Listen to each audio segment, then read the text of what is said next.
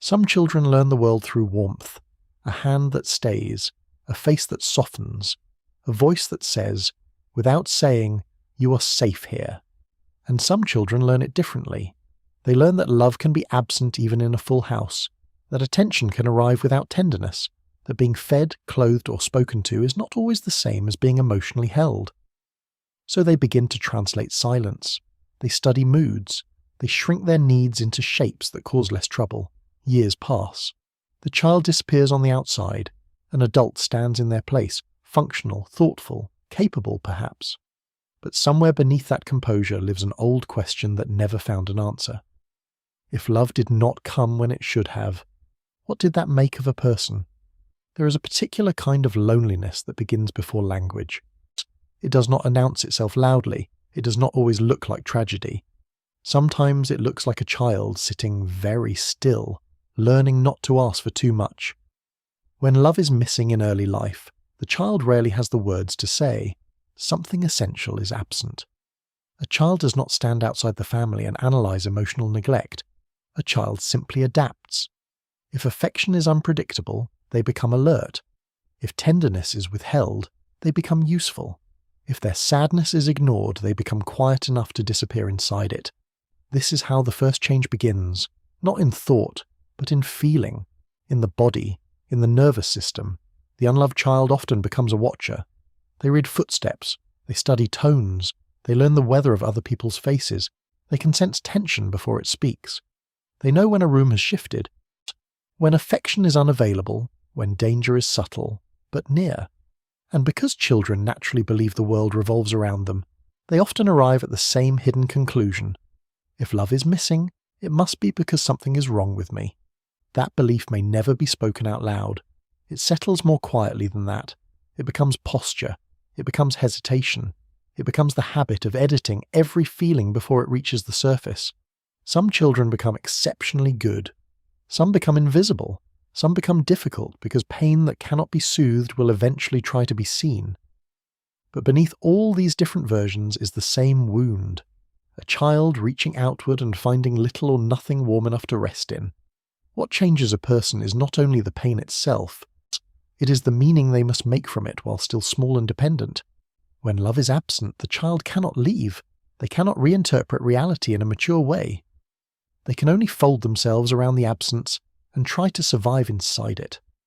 And so the first quiet absence becomes an inner climate. Not one memory, not one moment, but a way of being shaped by what never came. Very few children begin life believing they are unworthy of love. That idea must be taught, slowly, through repetition or neglect. Sometimes the origin is obvious.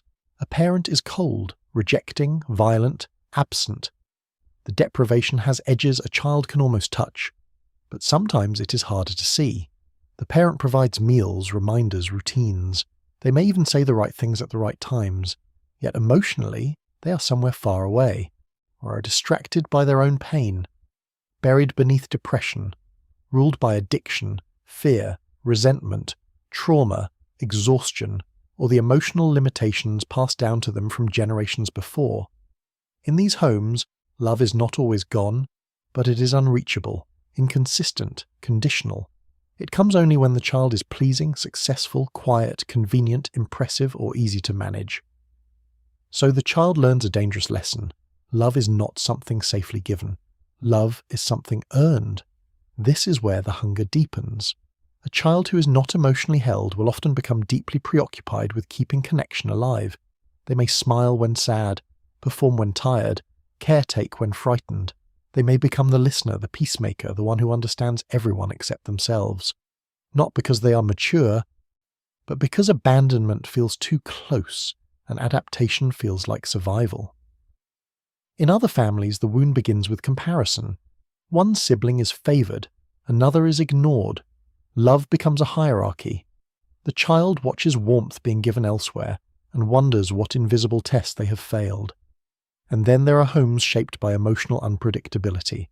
Affection one day, withdrawal the next, praise followed by ridicule. The child can never relax into love because love itself has become unstable.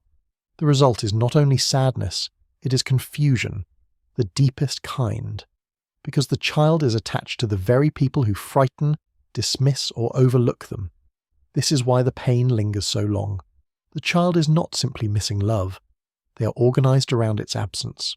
Their personality forms around pursuit, avoidance, compliance, or self-protection. They do not grow in the direction of who they are. They grow in the direction of what the environment requires, and years later, the hunger may still remain, not because the child was needy, but because their need was once left unanswered so often that it became part of their identity.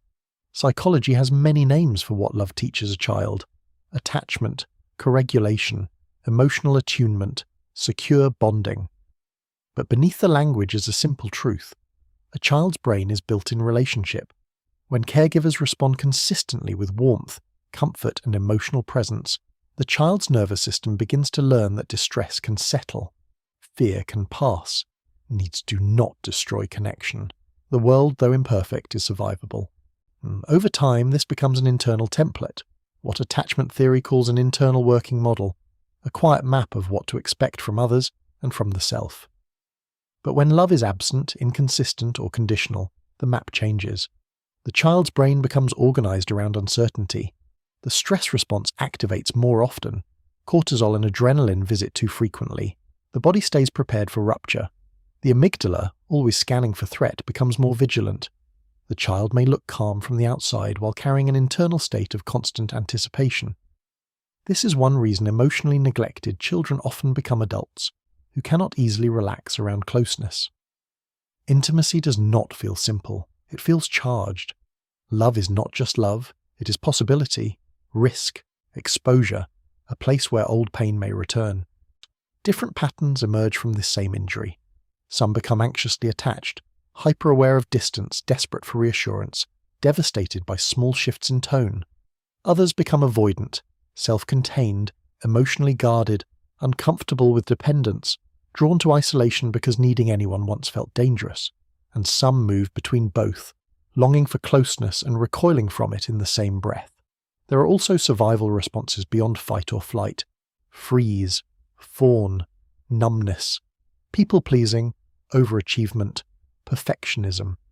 These are not personality flaws in their original form. They are intelligent adaptations to environments where safety had to be negotiated. A child deprived of love often learns not just who others are, but who they must become in order to remain connected. That role may continue long after the original environment has ended. So the adult says yes when they mean no, laughs while aching, feels shame after needing comfort, distrusts softness, mistakes intensity for intimacy, feels strangely at home in emotional distance. None of this is random. The unloved child grows into patterns before they grow into understanding, and by the time insight arrives, the body may have been practicing loneliness for years. The deepest wounds do not always scream. Sometimes they argue quietly beneath ordinary life. An adult who was not loved as a child may want closeness with great sincerity. They may dream of tenderness, consistency, emotional safety. And still, when it appears, something inside them stiffens. Suspicion rises, shame follows. The body remembers before the mind can explain. This is the war inside. One part longs to be chosen, another part expects to be disappointed. One part wants to speak honestly. Another part edits every sentence to avoid becoming too much. One part aches to be held. Another part feels humiliated by need itself. So they split. They become independent beyond necessity. They carry pain privately. They anticipate abandonment and call it intuition. They keep emotional exits prepared. Or they stay too long in relationships that repeat the old feeling of being unseen, because what is familiar often feels more believable than what is kind. Love, in these cases, does not simply reopen hope, it reactivates memory. A delayed text can feel like disappearance. A change in tone can feel like danger. Conflict can feel catastrophic, not because the present moment is unbearable, but because it brushes against something much older, something formed in a time when the child had no power, no distance, no language, and nowhere else to go. There is often anger here too, but it is rarely clean. It mixes with grief, guilt, and loyalty. Many adults protect the image of those who failed them because the alternative is too destabilizing. To admit the absence can feel disloyal. To name the wound can feel cruel. So they minimize, rationalize, compare their pain away. They say it was not that bad. They say others had it worse.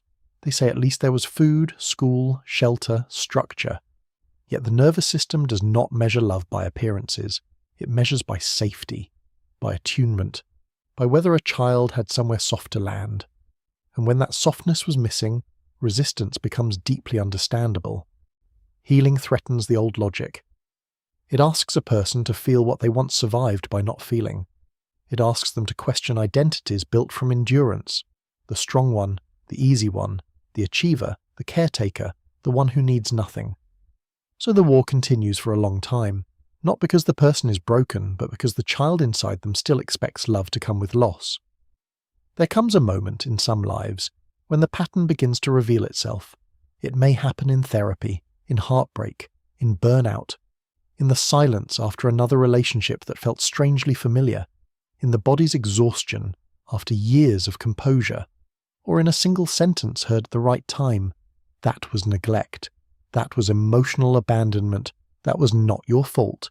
And suddenly the private suffering shifts shape, and what was once interpreted as weakness begins to look like adaptation. The overthinking, the people-pleasing, the fear of asking, the difficulty receiving love, the shame after tenderness, the constant monitoring of emotional weather, these things begin to form a pattern, not a personal failure, a history. This recognition is rarely dramatic. More often it is tender and devastating, because to see clearly is to lose certain illusions. The adult may understand, perhaps for the first time, that they were indeed a child, that their needs were not excessive, that emotional hunger was not a character flaw, that what they called sensitivity was often a nervous system shaped by scarcity. There is grief in this, immense grief, not only for what happened but for what never did, the comfort that never arrived, the reassurance never spoken, the delight never mirrored back, the ordinary love that should have felt so natural it went unnoticed. To realize this is not to assign simple villains. Many caregivers were also wounded, many gave what they could from fractured inner worlds. But understanding the origins of another person's limitations does not erase the impact of living inside them. Compassion for their pain and honesty about one's own can exist together, though it often takes time before both can be held. The turning point begins when a person stops asking, "What is wrong with me?" and starts asking, "What happened to me?" That small change is profound, because shame isolates, history contextualizes, and naming the wound returns something that neglect once stole: coherence. At last, the adult can begin to see themselves not as impossible to love, but as someone who learned early that love was uncertain and built an entire inner world around surviving that fact. In that recognition, something softens, not all at once, but enough for truth to enter. Healing from an unloved childhood is rarely bright or triumphant. It is often quiet, uneven, almost invisible from the outside. At first, it may look less like growth and more like grief. Because before a person can build a different life inside themselves, they often have to mourn the one they did not receive, the childhood that should have been softer, the tenderness that should have arrived without being earned, the ease that belonged to safety. This mourning matters. Without it, healing can become another performance, another attempt to be impressive, unbothered, quickly repaired. But the unloved child does not need to become extraordinary in order to deserve peace. What they often need most is permission to stop outrunning the ache. Over time, a different warmth may begin to appear, sometimes through a relationship that is steady enough to feel unfamiliar, sometimes through therapy, where the nervous system slowly meets consistency without punishment, sometimes through solitude that is no longer abandonment, but refuge, sometimes through language itself, the ability to say, with increasing honesty, "This hurt me. I needed more. I was alone in ways no child should be." These moments do not erase the past, but they change the adult's relationship to it. The person begins to notice the old reflexes with more tenderness, the urge to disappear, the apology after expressing need, the fear that rest must be earned, the suspicion that love will vanish once the real self appears. These patterns may still arise, but they are no longer the entire truth. They become understandable echoes instead of unquestioned identity. Integration is not the removal of pain. It is the widening of self around it. The adult becomes capable of holding two realities at once: that they were deprived, and that they are still worthy, that the wound was real, and that it need not govern every future bond. that some parts remained frozen in longing, and those parts deserved gentleness rather than shame. This is how an inner home is slowly built, not through force, not through denial, but through repetition of a new experience, being met without having to become smaller first. For someone raised without enough love, this may be the most unfamiliar miracle of all, to discover that safety is not perfection and tenderness does not have to be purchased. Not being loved as a child changes a person. It changes the way silence is heard, the way affection is measured, the way the body braces for disappointment before the mind has gathered evidence. It can leave behind a sensitivity to absence, a talent for reading what others miss, a private grief that appears in ordinary moments, a hesitation before asking for help, a strange sadness after receiving kindness, a loneliness that arrives even in company. It may shape the kind of people someone is drawn to, the way they protect themselves, the way they leave before being left or stay long after being seen clearly. These changes are real, they matter, they deserve language, but they are not the whole story. Yet, because what childhood forms, adulthood can begin to witness. And what is witnessed with honesty and compassion no longer has to remain fate. The past may leave fingerprints, but it does not own every chapter that follows. The unloved child may still live inside the adult, but not only as pain, also as memory, as sensitivity, as depth, as the part that knows, with heartbreaking precision, how much warmth matters. There is something profoundly human in this transformation, not the transformation of becoming untouched, but the transformation of becoming conscious. A person may never stop grieving certain absences. There may always be moments when old loneliness returns, familiar and immediate. But it can return to a different place now, one with more awareness, more language, more room. A place where the wound is no longer mistaken for identity. And perhaps that is one of the quietest forms of healing.